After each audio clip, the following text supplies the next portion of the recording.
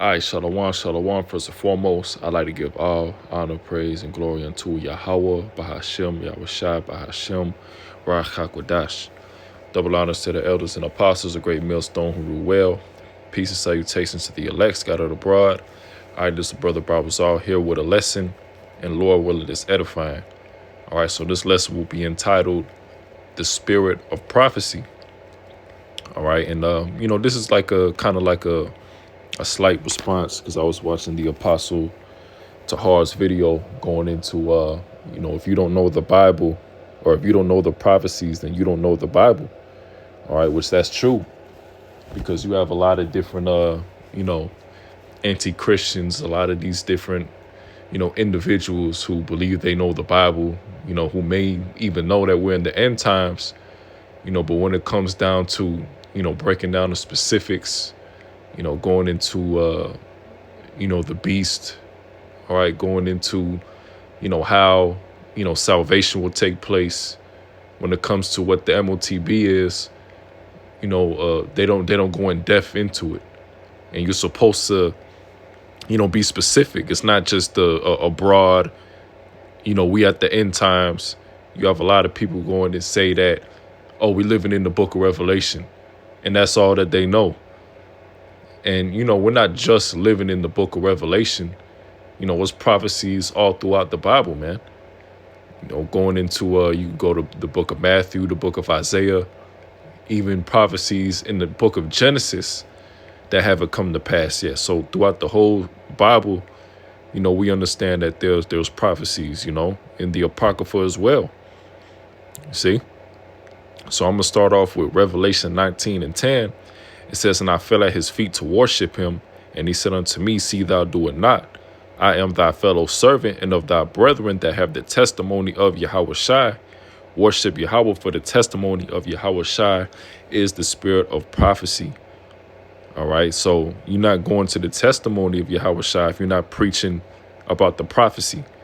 This is why in GMS, one of the focal points of our teachings goes into prophecy, because this all goes into, the Lord's coming, the Lord's return, the establishment of the kingdom of heaven, what to look out for, the MOTB. This is important, not for that, so that they don't take you as a thief. And I got this word for prophecy over here in the blue letter going into the Greek. So the word for prophecy is Strong's G 4394. Prophetia. Prophetia. prophetia. All right, and I'm going to read this definition here. A discourse emanating from divine inspiration and declaring the purposes of the Most High, whether by reproving and admonishing the wicked, or comforting the afflicted, or revealing things hidden, especially by foretelling future events. So that's what the prophets do. Foretell future events. And as we can see, what the men of GMS, started with the apostles on down, what we've been preaching has all been coming to pass.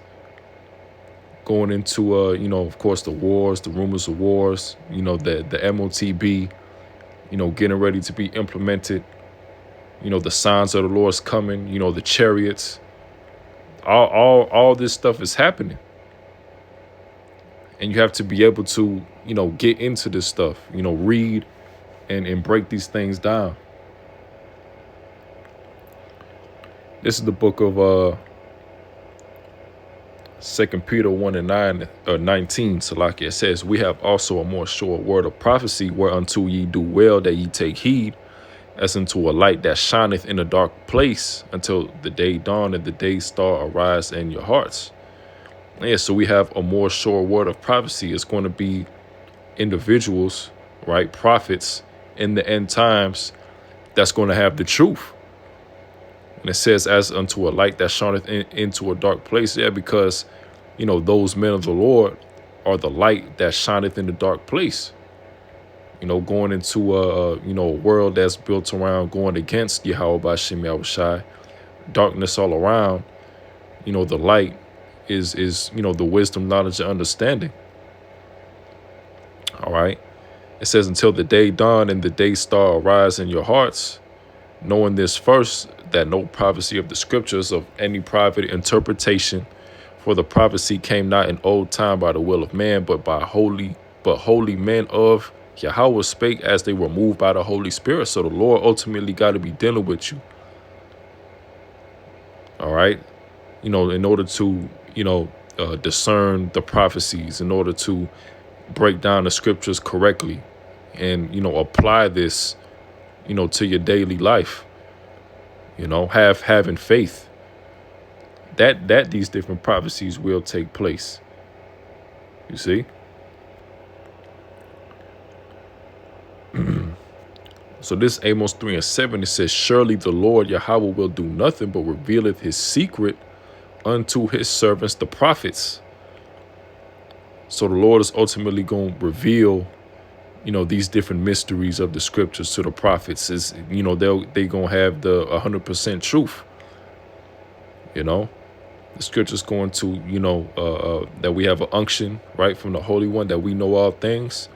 Right? All things pertaining to what? Pertaining to salvation, pertaining to prophecy, pertaining to, Yahweh Shai. You see?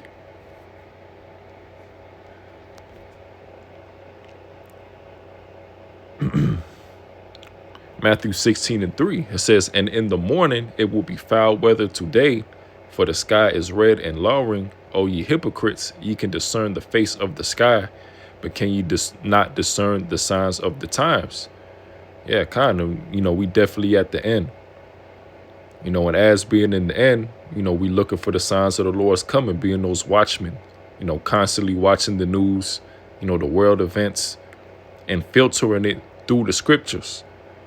So we have an understanding of where we are when it comes to biblical prophecy. And you really only see the men of GMS going to prophecy. You don't really see it with, any of these world religions. You don't see it with any of these different Israelite camps. And if they do, it's very, they butcher it. It's broad. They focus on other things, money, gimmicks, debates, and not really necessarily, the times that we in. Going into the MOTB, going into the return of Yahweh Shai, going into the kingdom. You see?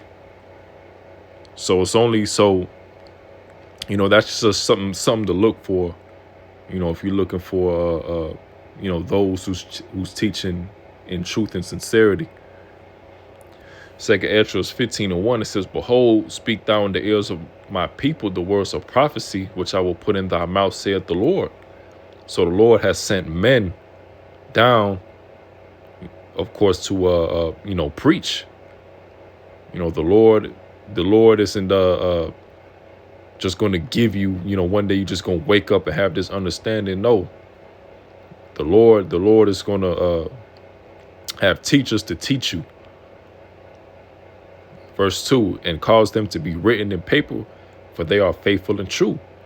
Fear not the imaginations against thee, let not the incredulity of them trouble thee that speak against thee. Yeah, because you got a lot of scoffers, scorners, those that's against the truth, those wishing to do harm against the prophets, and that's okay, because we have fear that Yahweh Bashim Yahushai is going to keep us protected. Scripture's going to that the angels, encamp around those that fear the Lord. Just roughly paraphrasing. Verse 4 says, for all the unfaithful shall die in their unfaithfulness. So that's all that's left for those that's unfaithful, the unbelievers. We understand that it's a majority, majority of Israelites is going to have to perish on this side, going into that second death, which is the thermonuclear destruction. Verse 5, it says, Behold, saith the Lord, I will bring plagues upon the world, the sword, famine, death, and destruction. And that goes into prophecy. You know, different plagues, different world disasters, earthquakes. You know, the sword going into Esau's military. All right, his military might, the thermonuclear missiles. You know, putting people in FEMA camps, persecuting prophets, famine, death, and destruction. So this is what we're going to see. Verse 6, For wickedness hath exceedingly polluted the whole earth, and their hurtful works are fulfilled. And that's what happens when the wicked is in rulership. You know, completely polluting the earth. All type of confusion, all type of wickedness. This is the result of a wicked man in rulership. Verse 7, Therefore saith the Lord, I will hold my tongue no more as touching their wickedness, which they profanely commit. Neither will I suffer them in those things in which they wickedly exercise themselves. So they're eventually going to get judged. Behold, the innocent and righteous blood crieth unto me, and the souls of the just complain continually. And that's what we do throughout these lessons, these shows, going out into the highways and hedges. You know, we complain continually. And the Lord is hearing that. And the Lord is seeing those works and protecting those men that's going into the prophecies, that's sighing and crying for the abominations thereof, right? Going into Ezekiel 9 and 4. So the Lord is ultimately going to come back for those that's, those that's complaining continually. Those that's preaching of the Lord's coming. Those that's hastening in the Lord's coming. Those that hate their lives on this side. And not storing up treasures on this side, not being too comfortable. Because we understand that this ain't our rest. All right. But, that'll do it with the lesson. And Lord willing, it was edifying. So with that, I'd like to give all the honor and praise and glory unto Yahweh Bahashem, Yahweh Shai Bahashem, Ra'ach HaKodash. Shalom.